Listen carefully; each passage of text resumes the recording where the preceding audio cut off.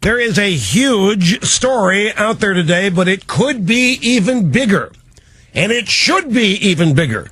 It is from Chatsworth Osborne Jr.'s website, the Daily Caller. And it is about this journalist.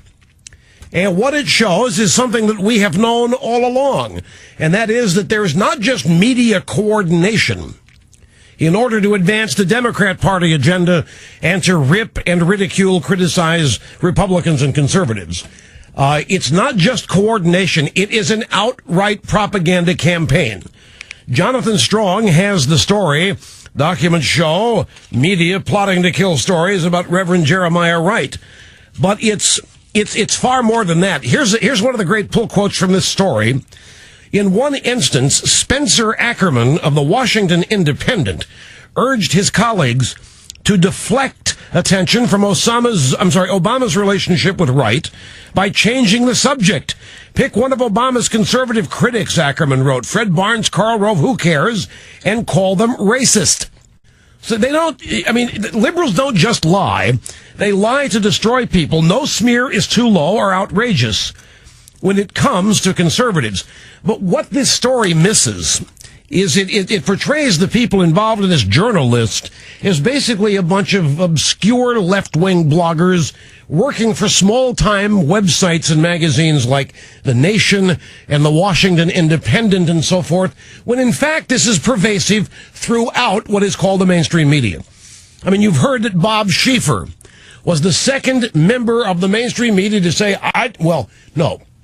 first member of the mainstream media, Brad Sherman, in California, congressman, the first official Democrat. I didn't know about the new Black Panther story. I was on vacation, and none of the media that I read had any news about the new Black Panther. I just didn't know about it.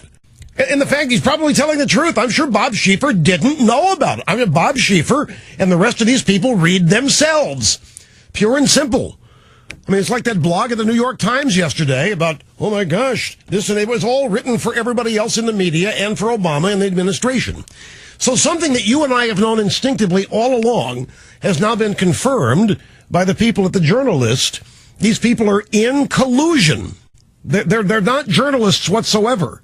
And any of you in this audience, if you are journalism school graduates, you ought to be ripped to shreds over this. You ought to be as angry as you. There is a journalist conspiracy out there. It existed. We've all known it.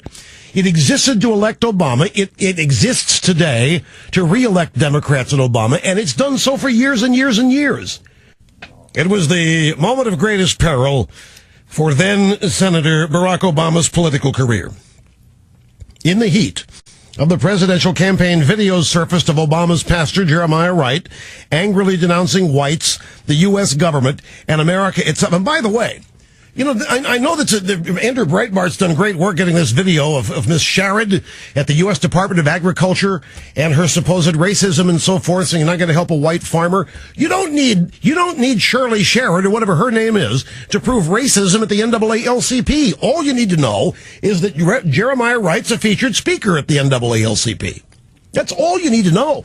The NAACP is as racist an organization as there has been and is in this country. And you don't need Shirley Sherrod. The thing about Shirley Sherrod, this is the U.S. Department of Agriculture babe who has been fired by Tom Vilsack, who, by the way, tried to shove this off on Bush. The blame on, in 18 months, we're still in the process of trying to clear out the deadwood here. A lot going on, blah, blah, blah, blah, blah. So she said she thought finally had a chance here to not help a white farmer. Get even, the old days. That's not the point, really, because we know that the NAACP is racist. We know that the race business is racist. We know that it relies on racism, and we know that the way it relies on racism is to tar and feather everybody else as racist. And what they're doing to the Tea Party now, some people look at as a success because it's taken the Tea Party off message. But the real thing you need to glean is that the Obama administration and the federal bureaucracy is full of incompetence like Shirley Sherrod. And it's not going to be very long before you're going to be dealing with her for your health care. And we are talking about the federal bureaucracy. These are the kind of people. She's, look, go to work for the government. Nobody ever gets fired here. And it's not going to be long before these same kinds of people are going to be the people you have to go through to get the health care treatment or whatever access you need to the system. Those are going to be the people you first run into. These small pond media types were exhorting their mainstream media folks to spike the story of Jeremiah Wright. This is what was happening, and the mainstream guys followed suit. So to say that this is just a small-time blogosphere that's involved in collusion is a big mistake. There's no accident Bob Schieffer has no idea about the new Black Panther Party. It was no accident Charlie Gibson didn't know about the Acorn tapes that Breitbart had uncovered. He didn't know about it. And if it's not in Time Magazine, if it's not on the other two networks, or any of the three, if it's not on CNN, not in the New York Times, LA Times, Washington Post, they don't know about it. Now, this goes to another point. People constantly call here. Rush, when is the media going to find? They're never going. This story in the Daily Caller proved they're never going to point our way. They're never going to give our point of view. They are going to lie about it. They're going to discredit people who have our point of view. Now, in the interest of transparency, shouldn't we be allowed to access the Journalist archives? The Journalist, by the way, is it's a blog. Look at it as a blog where all these people get together and talk about how they're going to do what. Okay, the word is gravitas. It's all explained here. What's left out of this story is that this is not pond media types. It's not just them. This story is about the small pond media types. It is about the fact that the small pond guys are constantly putting pressure on the big pond people, the networks, New York Times, Washington, and some of those people are participating in it anyway. The crisis reached a howling pitch in mid-April 2008 at an ABC News debate moderated by Charlie Gibson and George Stephanopoulos. Gibson asked Obama why it had taken him so long, nearly a year, since Wright's remarks became public, to dissociate himself from them. Stephanopoulos asked, do you think Reverend Wright loves America as much as you do? Mr. Wright's bizarre comments first became public, as you know, in January of 2007. Now, watching all this at home, watching this appearance, this ABC News debate, were members of journalists. The listserv comprised of several hundred liberal journalists, as well as like-minded professors and activists. The tough questioning from the ABC anchors outraged many of the journalists. George Stephanopoulos fumed Richard Kim of The Nation as being a disgusting little rat snake for daring bringing up Jeremiah Wright to Barack Obama. Others went further. According to records obtained by the Daily Caller at several points during the 2008 presidential campaign, a group of liberal journalists took radical steps to protect their favored candidate.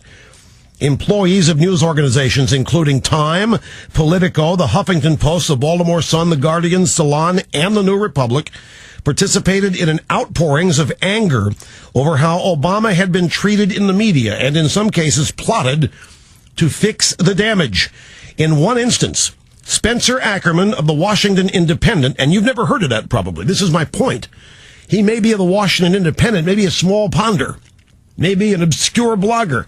It's made up of far more powerful and larger media people than Spencer Ackerman, but they all think the same. Time, Politico, Huffington Post, Baltimore Sun, Guardian, Salon, New Republic all participated in outpourings of anger over how Obama had been treated in the media. In one instance, Spencer Ackerman, Washington Independent, urged his colleagues to deflect attention from Obama's relationship with Jeremiah Wright by changing the subject. Pick one. Any of Obama's conservative critics, he wrote. Fred Barnes, Karl Rove, who cares, and call them racists. Michael Tomsky, a writer for The Guardian, also tried to rally his fellow members of journalists. Listen, folks, he wrote, in my opinion, we all have to do what we can to kill ABC and this idiocy in whatever venues we have. He's dead on, Tomsky continued. We need to throw chairs now, try as hard as we can to get the call next time.